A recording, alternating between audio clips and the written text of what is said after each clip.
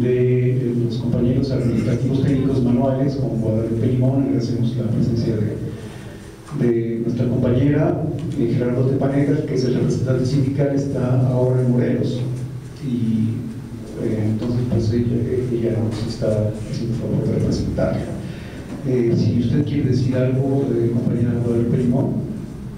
Bueno, un agradecimiento al profesor por acompañarnos en este inicio de estas conferencias. Pues sin más preámbulo, vamos a dar inicio a esta intervención del doctor Wolfi. Después de su participación, vamos a abrir la sesión de preguntas y comentarios, y después viene la participación del colectivo cultural que está en camino, entiendo. Entonces, pues, muchas gracias, Wolfi. Yo iba a leer su larguísimo currículum, pero me dice que no. Le preguntaba si tenía algún reconocimiento por ahí escondido. Premio Nobel. Muchas gracias. Sí, lo dejamos. Sí, gracias. Gracias, sí. Bueno, pues muchas gracias por invitarme. Es un gusto para mí estar aquí con todos ustedes platicando de estas cuestiones que a veces resultan ser no tan alentadoras, tal vez en algunos casos lo sean, pero lo cierto es que es un momento muy complicado, muy difícil, muy complejo. Le decía a una de las maestras hace un momentito con quien conversaba que estas cuestiones son cuestiones que tienen que ver con el más alto nivel, los más altos niveles de poder, y ella me decía paradójicamente sí, con los más altos niveles de poder y con los más bajos niveles de poder, ¿no? Entonces, como quiera que sea, es una decisión que nos tiene ahora conversando sobre este tipo de cuestiones tan difíciles, tan complejas, a veces de entender. Pero bueno, les agradezco que me hayan invitado a conversar sobre este tema de la propuesta de creación de la Secretaría de Cultura. Y quisiera yo empezar planteando algunas cuestiones que para mí son importantes, porque es un asunto que no es nuevo, es un asunto que tiene ya varios procesos, varias etapas que se han vivido anteriormente, algunos antecedentes. Y empiezo por señalar que la propuesta de transformación de este subsector cultura empezó a finales del siglo XX, cuando el célebre senador, ahora presidente por segunda ocasión de San Pedro Garza García, el senador Fernández Garza, en una iniciativa de ley general de cultura, propuso en aquel momento dos cosas que fueron trascendentes. Una, la posibilidad de una administración de zonas de monumentos por parte de particulares, lo cual generó un revuelo impresionante, porque en estricto sentido lo que significaba aquella propuesta era la claudicación del Estado en cuanto a la administración de este tipo de bienes, de este tipo de zonas. Otra de las propuestas relevantes que propuso aquella iniciativa de ley fue la creación de un consejo, digamos, en su momento llamado Consejo Faraónico, que significaba un consejo de cultura en el cual participarían todos los secretarios de la administración pública federal prácticamente, lo cual pues resultaba un mero deseo, un mero sueño guajiro, como se decía en aquel entonces, porque eso implicaba de alguna manera detener el proceso de avance del subsector. Pero como antecedente, digamos, empezó en aquel momento esta idea, esta propuesta de transformación de esta parte del subsector de la administración pública. Después me enteré de que en estricto sentido esa propuesta de ley no fue del senador Fernández Garza. Él asumió la propuesta en el Senado de esa iniciativa de ley, pero en estricto sentido fue de uno o una de los directores de los institutos en ese momento. Entonces, digamos que un momento importante, porque generó una reacción casi unánime de distintos sectores del subsector cultura que se opusieron a esta iniciativa de ley. Otro antecedente es la propuesta del senador Herbert del Partido Acción Nacional, que él sí de plano propuso la creación de una Secretaría de Cultura. Esto fue en 2003, 2004. Obviamente una iniciativa de ley bastante mal hecha, bastante endeble, pero que además en estricto sentido contradecía el mandato de la Constitución, en el sentido de que la organización, digamos, de la administración pública es facultad del titular del Ejecutivo. Entonces, en ese sentido, difícilmente procede cuando el Ejecutivo, digamos, no está involucrado en este tipo de propuestas. Esto sobre la base del artículo 90 de la Constitución y obviamente de la fracción 1 del artículo 89 y del artículo 71, igual constitucional, que le da derecho al titular del Ejecutivo a proponer iniciativas de ley, a iniciar leyes, digamos, ¿no? Un tercer antecedente lo constituyen las campañas de hace 4 o 3 años, las campañas presidenciales, en donde claramente el PRD y el PAN propusieron la creación de secretarías de cultura. Y de hecho, digamos, se vino discutiendo ampliamente, tal vez el PRD con una idea hasta cierto punto un tanto más trabajada, pero con un gran desconocimiento de la parte histórica, digamos, de por qué no existía una Secretaría de Cultura. Es interesante este tercer antecedente del PRD y el PAN, porque el PRI en ese momento no propuso la creación de una Secretaría de Cultura.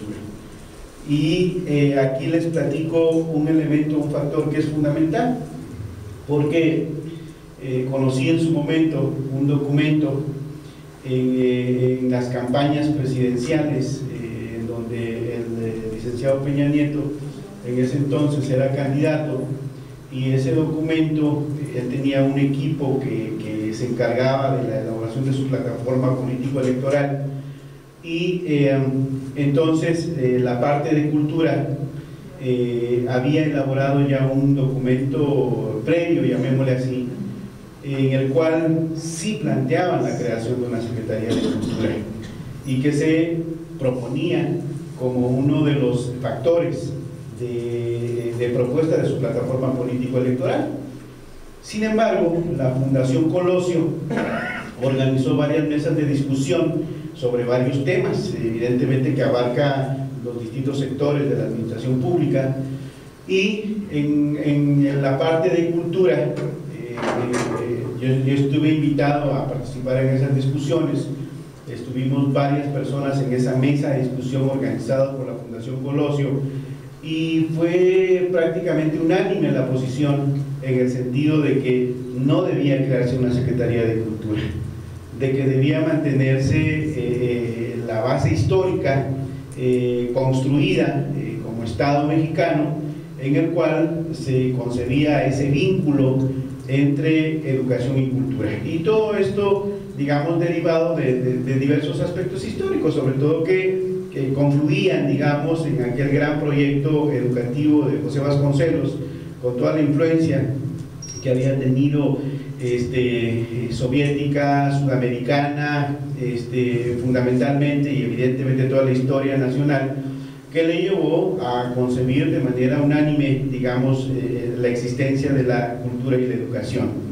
Es decir, no se entendía la cultura si no era a través de ese puente que constituía el sistema educativo en esa idea de transmisión de valores.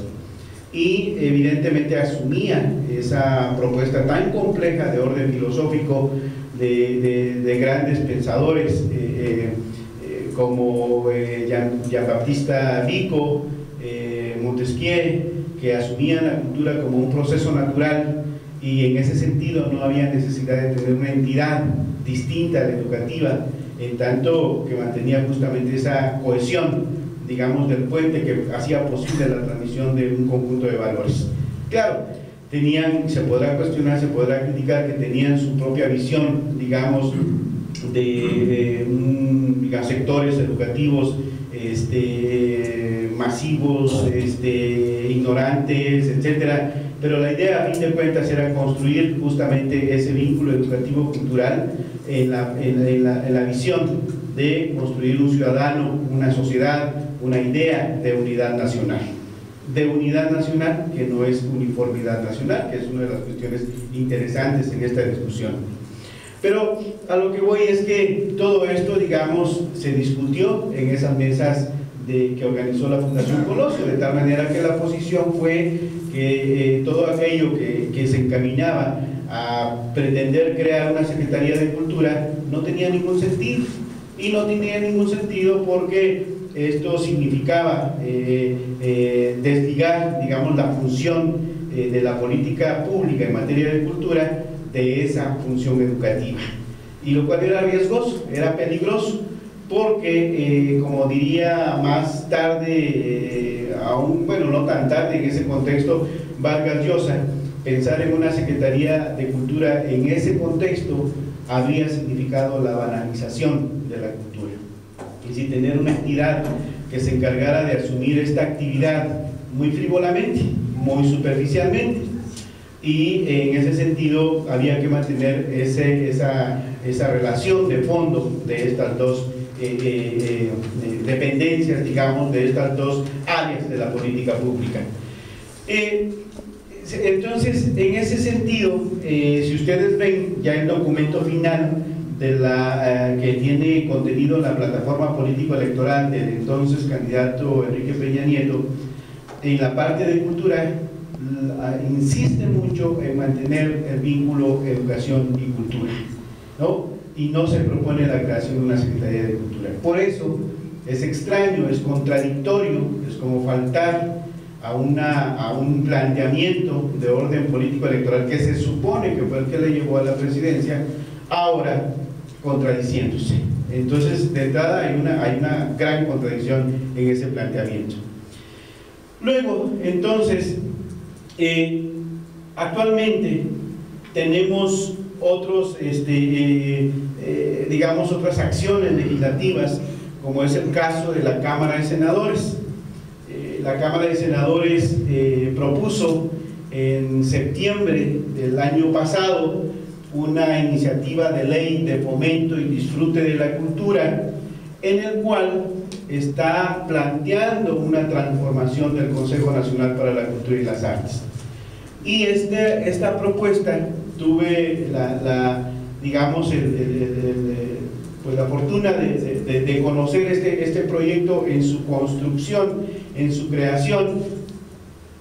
De hecho, varias cosas me hicieron favor de pedir mi opinión sobre cuál era la visión de esa propuesta, fundada en varias cuestiones. Una, que era ya bastante insistente el cuestionamiento, la crítica que se ha hecho prácticamente durante toda su existencia del Consejo Nacional para la Cultura y las Artes. A estudios muy sólidos, elaborados incluso por trabajadores del Instituto Nacional de Bellas Artes, por trabajadores del Instituto Nacional de Antropología e Historia, que han cuestionado profundamente, digamos, la naturaleza misma del Consejo, en distintos aspectos. Por un lado, que es una anomalía jurídica, es una aberración jurídica, porque su naturaleza de órgano desconcentrado le hace estar de derecho jerárquicamente por debajo, digamos, jerárquicamente es inferior a los dos grandes institutos. Los dos grandes institutos que fueron creados por ley, que tienen personalidad jurídica, que tienen patrimonio propio, a diferencia del Consejo, que había sido creado por decreto y cuya personalidad jurídica era inferior, digamos, puesto que solo cuenta con personalidad jurídica, no tiene patrimonio propio y sin embargo, en la vía de los hechos, se había erigido como superior jerárquico sobre estos dos institutos.